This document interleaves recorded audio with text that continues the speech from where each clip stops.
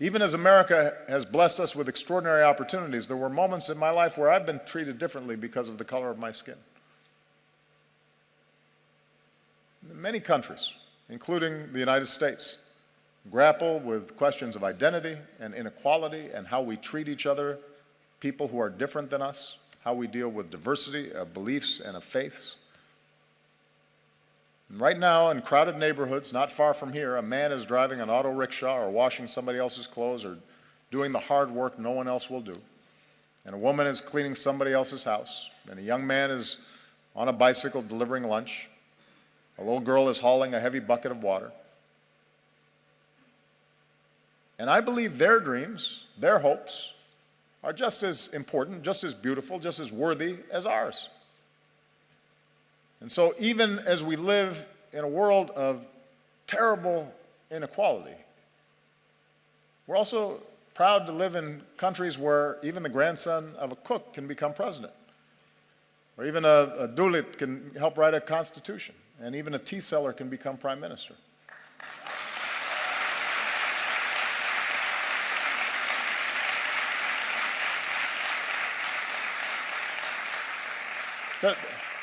The point is that the aim of our work must be not to just have a few do well, but to have everybody have a chance. Everybody who's willing to work for it have the ability to dream big and then reach those dreams. Our nations are strongest when we uphold the equality of all our people, and that includes our women. Now,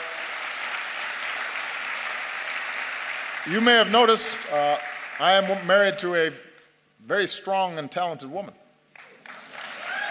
Michelle is not afraid to speak her mind or tell me when I'm wrong, which happens frequently.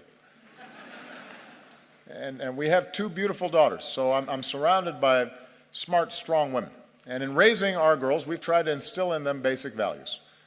A sense of compassion for others and respect for themselves and the confidence that they can go as far as their imaginations and abilities will carry them. And as part of Michelle's work as First Lady, she's met with women and girls around the world, including here in India, to let them know that America believes in them too. In the United States, we're still working to make sure that women and girls have all the opportunities they deserve and that they're treated equally. And we have some great role models, including here today, the former Speaker of our House of Representatives, Nancy Pelosi, who was the first woman Speaker of the House and my great partner.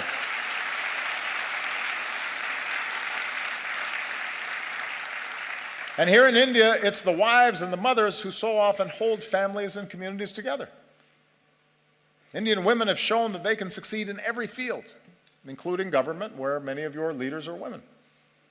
And the young women who are here today are part of a new generation that is making your voice heard and standing up and determined to play your part in India's progress. And here's what we know. We know from experience that nations are more successful when their women are successful. When girls go to school, this is one of the most direct measures of whether a nation is going to develop effectively is how it treats its women. When a girl goes to school, it doesn't just open up her young mind, it benefits all of us because maybe someday she'll start her own business or invent a new technology or cure a disease. And when women are able to work, families are healthier and communities are wealthier and entire countries are more prosperous. And when young women are educated, then their children are going to be well educated and have more opportunity. So if nations really want to succeed in today's global economy, they can't simply ignore the talents of half their people. And as husbands and fathers and brothers, we have to step up because every girl's life matters. Every daughter deserves the same chance as our sons. Every woman should be able to go about her day, to walk the streets or ride the bus and be safe and be treated with respect and dignity. She deserves that.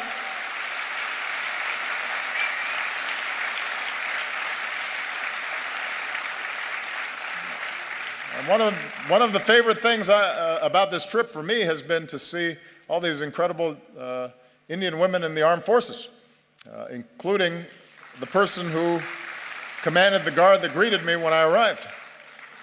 It's remarkable, and it's a sign of great strength and great progress. Our nations are strongest when we see that we are all God's children, all equal in His eyes and worthy of His love. Across our two great countries, we have Hindus and Muslims, Christians and Sikhs and Jews and Buddhists and Jains and so many faiths. And we remember the wisdom of Gandhiji, who said, "For me, the different religions are beautiful flowers from the same garden, or they are branches of the same majestic tree." Branches of the same majestic tree. Our freedom of religion is written into our founding documents. It's part of America's very first amendment.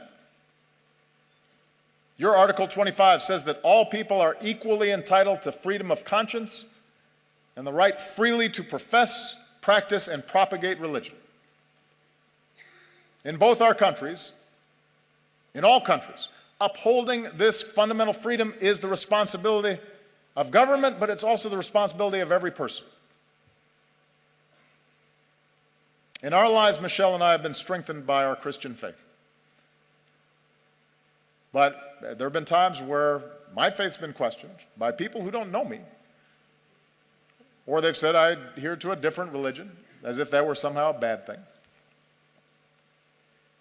Around the world, we've seen intolerance and violence and terror perpetrated by those who profess to be standing up for their faith, but in fact are betraying it. No society is immune from the darkest impulses of man, and too often, religion has been used to tap into those darker impulses as opposed to the light of God. 3 years ago in our state of Wisconsin, back in the United States, a man went into a Sikh temple and in a terrible act of violence killed 6 innocent people, Americans and Indians. And in that moment of shared grief, our two countries reaffirmed a basic truth, as we must again today, that every person has the right to practice their faith how they choose, or to practice no faith at all, and to do so free of persecution and fear and discrimination.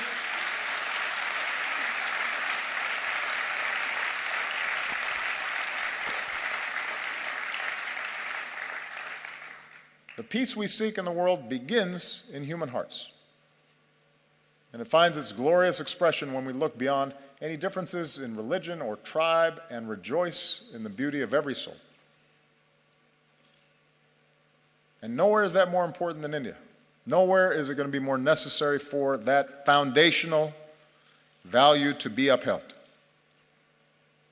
India will succeed so long as it is not splintered along the lines of religious faith, so long it's not splintered along any lines and is unified as one nation.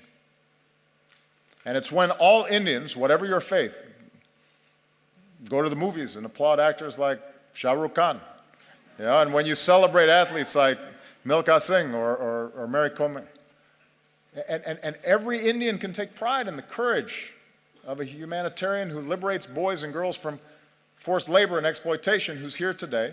Kailash Satyarthi, our most recent winner of the Nobel Prize for Peace. So that's what unifies us. Do we act with compassion and empathy? Are we measured by our efforts, by what Dr. King called the content of our character, rather than the color of our skin or the manner in which we worship our God? In both our countries, in India and in America, our diversity is our strength, and we have to guard against any efforts to divide ourselves along sectarian lines or any other lines. And if we do that well, if America shows itself as an example of its diversity and yet the capacity to live together and work together in common effort, in common purpose, if India as massive as it is, with so much diversity, so many differences, is able to continually affirm its democracy, that is an example for every other country on earth. That's what makes us world leaders. Not just the size of our economy or the number of weapons we have, but our ability to show the way in how we work together and how much respect we show each other. And finally, our nations are strongest when we empower our young people. Because ultimately, you're the one who has to break down these old stereotypes and these old barriers, these old ways of thinking. You know, prejudices and stereotypes and assumptions, those are what happens to old minds like mine. You know, I'm getting gray hair now. I was more youthful when I first started this office. And that's why young people are so important in these efforts. You know, here in India, most people are under 35 years old. And India is on track to become the world's most populous country. So young Indians like you aren't just going to define the future of this nation, you're going to shape the world. Like young people everywhere, you want to get an education and find a good job and make your mark, and it's not easy. But in our two countries, it's possible. Remember, Michelle and I don't come from wealthy backgrounds or famous families. Our families didn't have a lot of money. We did have parents and teachers and communities that cared about us, and with the help of scholarships and student loans, we were able to attend some of the best schools in the world. Without that education, we wouldn't be here today. So whether it's in America or here in India or around the world, we believe young people like you ought to have every chance to pursue your dreams as well. So as India builds new community colleges, we'll link you with our own, so more young people graduate with the skills and training to succeed. We'll increase collaborations between our colleges and universities and help create the next Indian Institute of Technology. And we'll encourage young entrepreneurs who want to start a business. And we'll increase exchanges because I want more American students coming to India and more Indian students coming to America.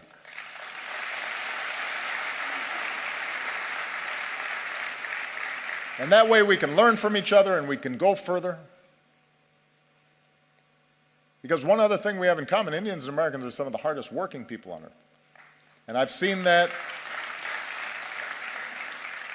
Michelle and I have seen that in a family here in India. I just want to tell you a quick story. On our last visit here, we visited Humayun's tomb.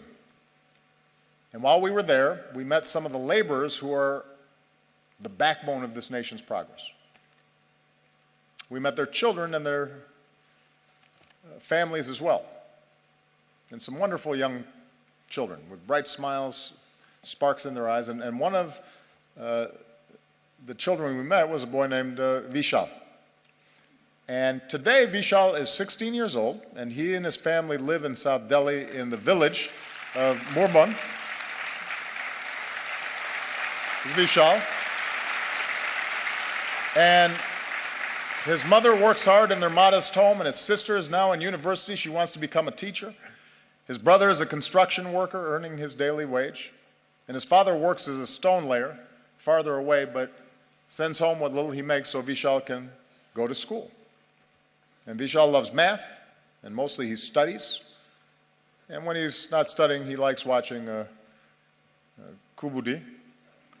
And he dreams of someday joining the Indian Armed Forces. And we're grateful that Vishal and his family joined us today. We're very proud of him because he's an example of the talent that's here. And Vishal's dreams are as important as Malia and Sasha's dreams, our daughters. And we want him to have the same opportunities. Sisters and brothers of India. Now, we are not perfect countries, and we've known tragedy and we've known triumph. We're home to glittering skyscrapers, but also terrible poverty, and new wealth, but also rising inequality. We have many challenges in front of us.